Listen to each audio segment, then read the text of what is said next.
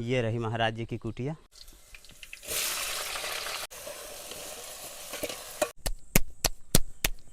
जय सीताराम दोस्तों, अभी मैं चित्रकूट के बीहड़ जंगलों में मंदाकिनी गंगा जी के किनारे खड़ा हूँ।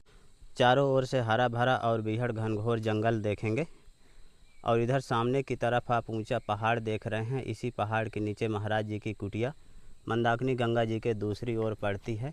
आइए चलते हैं कुटिया की ओर। यहाँ से दोस्तों इस तरह का पहाड़ी रास्ता है।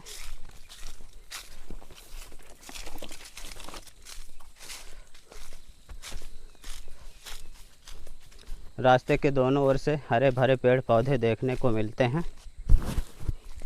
बीहड़ जंगलों को पार करता हुआ मैं मंदाकिनी गंगा जी के किनारे पहुंचा हूं और यहां पर देखिए जल भरा है और यही वो जगह है जहां महाराज जी स्नान ध्यान के लिए आया करते हैं, पूजा पाठ के लिए जल ले जाते हैं। और सामने ये ऊंची पहाड़ी है, इसी पहाड़ी के नीचे महाराज जी की कुटिया है। अभी यहाँ से शायद दिख नहीं रही है और आगे जाने के लिए इस तरह का पथरीला रास्ता है। छोटे छोटे पत्थर हैं, इनके ऊपर से निकलना होता है और नीचे जल भरा है।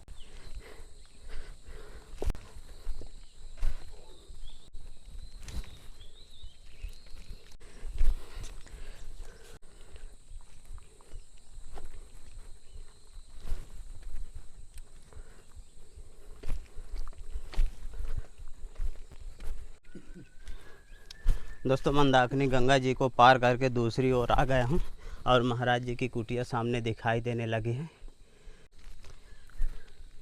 कुटिया की तरफ जाने के लिए इस तरह का रास्ता। ये रही महाराज जी की कुटिया। कुटिया के ठीक नीचे आप गुफा के दृश्य देखेंगे। एक छोटी सी गुफा है जहाँ महाराज जी भजन साधना किया करते हैं। गुफा के जस्ट बगल से आप भोले बाबा के दर्शन करेंगे। छोटा सा स्थान महाराज जी बनाए हैं भोले बाबा का। और देखिए बगल में एक बरगद का पेड़ भी लगा दिए हैं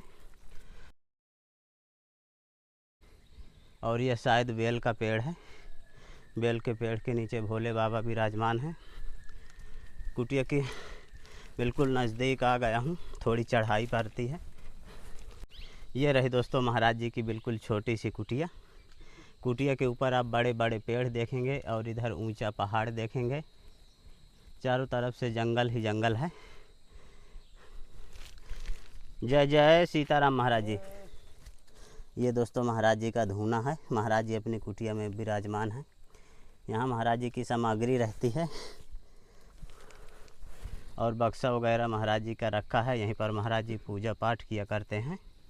बड़ी बड़ी चट्टानों के नीचे यहाँ पर भी महाराज जी छोटा सा स्थान भोले बाबा का बनाए हैं। लकड़ी वगैरह महाराज जी की रखी हुई हैं।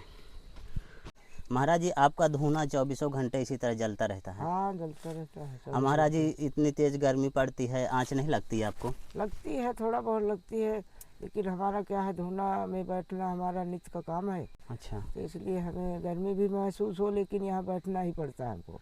तो धूना बंद नहीं करते महाराज जी? नहीं, थोड़ा धीमा कर देते हैं, लेकिन आग इसमें रहनी ही चाहिए, इसलिए धीमा रहता है। रात में भी जलता रहता हाँ है? रात में भी रहता है।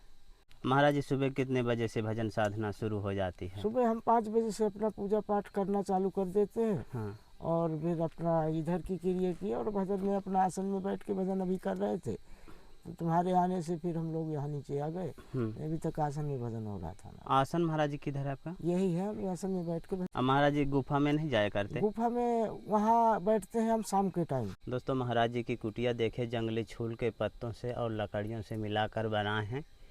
चारों तरफ से महाराज जी की कुटिया खुली है। इधर ऊंचा पहाड़ है और दूसरी तरफ आप मंदाकिनी गंगा जी देखेंगे।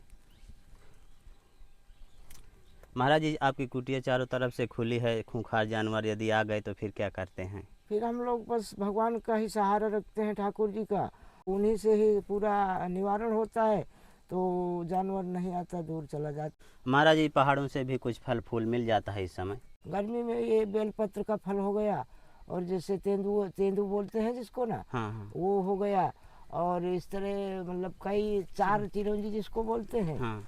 यही हो गए। महाराज जी यहाँ कौन कौन से जंगली जानवर छिपे रहते हैं?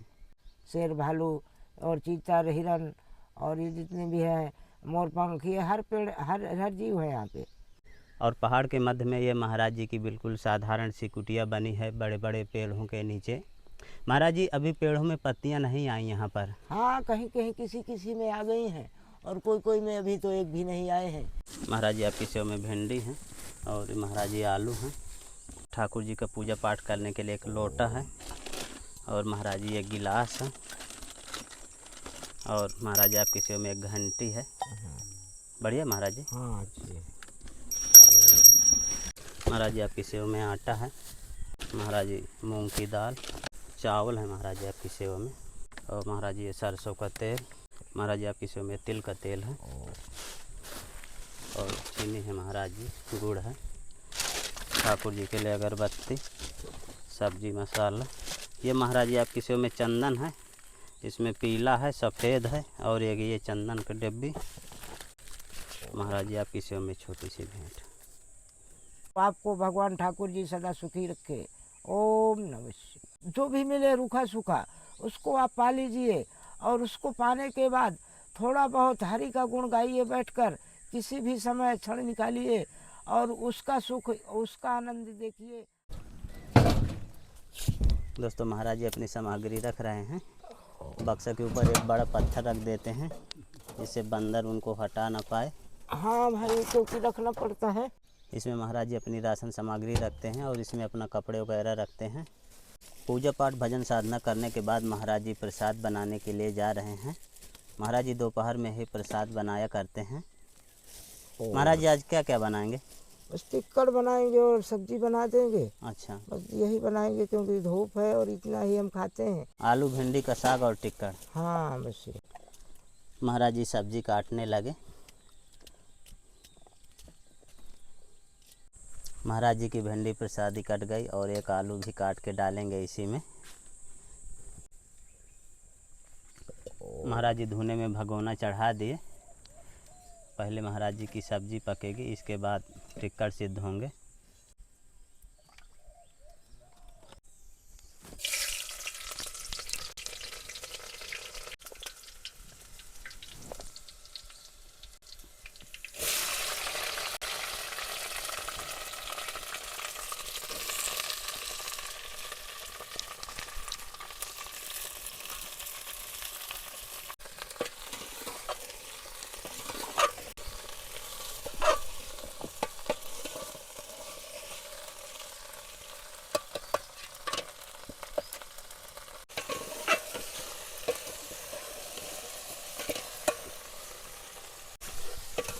ये रही दोस्तों महाराज जी की सब्जी प्रसादी। महाराज जी की सब्जी प्रसादी सिद्ध हो रही है। महाराज जी टिक्कर प्रसाद बनाएंगे, आटा लगा रहे हैं।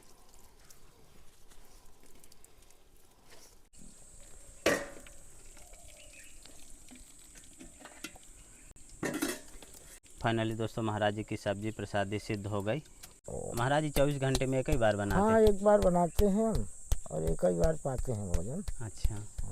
महाराज जी आपका तवा बहुत पतला हो गया है। हाँ, तो पुराना हो गया, 2-2.5 साल का हो गया तो अच्छा, चुक गया अभी।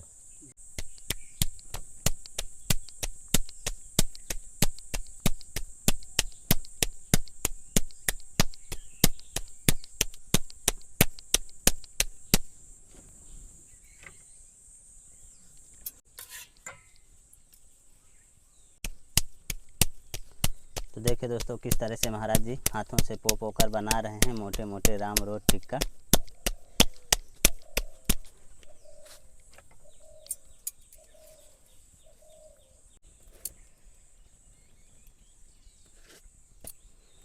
तो देखिए दोस्तों महाराज जी के राम रोट टिक्कड़ कितने मोटे मोटे और खरे खरे टिक्कड़ पका रहे हैं धुने में, और धुने के टिक्कड़ों की खुशबू भी बहुत अच्छी आ रही है।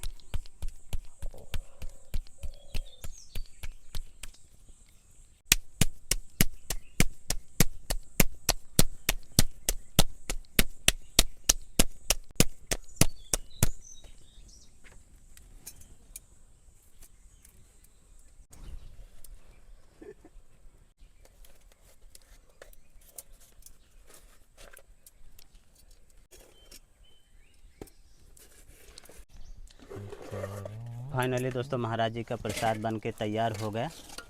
अब महाराज जी भोग लगाएंगे ठाकुर जी भगवान का। ये रही महाराज जी की सब्जी प्रसादी और मोटे मोटे राम रोट टिक्का।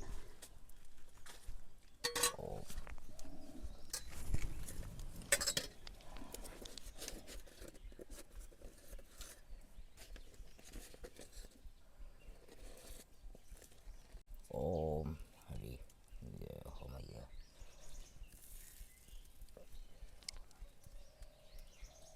ओम